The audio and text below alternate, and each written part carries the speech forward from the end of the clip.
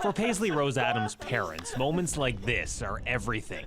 Their daughter being a typical, happy and healthy 6-year-old, which is exactly what she is. It fills your heart with pride, honestly. Just super proud of, everything she overcame and the journey that she was faced with upon arriving into this crazy world. So. Anytime you think back on where she came from, it's hard to believe that she is here, Was quite a ride, so to be where we are now, I feel very, very lucky.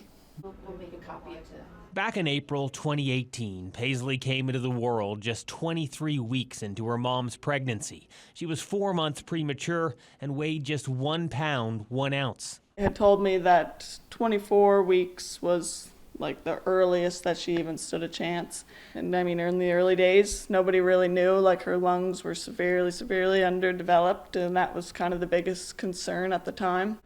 Paizlee spent 6 months at the IWK in Halifax before doctors decided she was strong enough to go home. I took my tube out for the first time yesterday. Her parents shared Paizlee's progress and their journey through an online blog.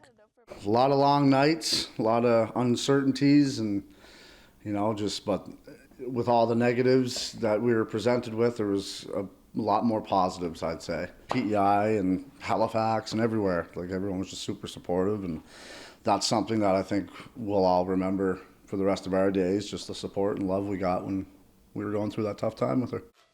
Though Paizlee survived as a micro-preemie, she still faced risks as she grew and developed. That led to a lot of medical appointments in the early days. There was pediatrician, there was physiotherapy, occupational therapy, speech therapy, eye doctors. She could have had any one of a number of impairments or disabilities that she was at very high risk for, and somehow she made it through with none. So it's definitely count our blessings for that every day.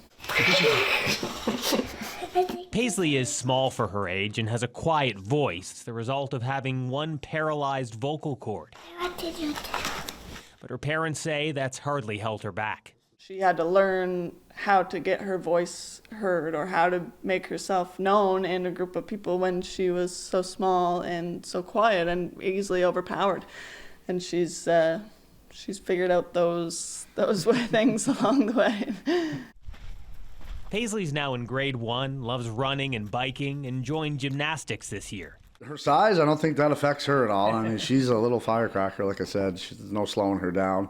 You can't really keep her down. She's lived life her own way right from day one, and she's still like that now. She does life on her terms, for sure. All these years after going public with Paizlee's story, her parents say they still get lots of questions from Islanders about how she's doing. Her mom's also had other parents of preemies reach out. She's quick to offer support and her perspective. The good and the bad all along the way. I think everything happened exactly as it was supposed to, and I think going through all of that with her made me a better mom and a better person, and I think kind of everyone in her life has learned and grown in a way from going through what we went through with her. So she's beautiful. She's a living miracle. She's our angel. So it's been pretty rewarding to see her come through that and come out the other side to who she is now. So Steve Bruce, CBC News, Clinton.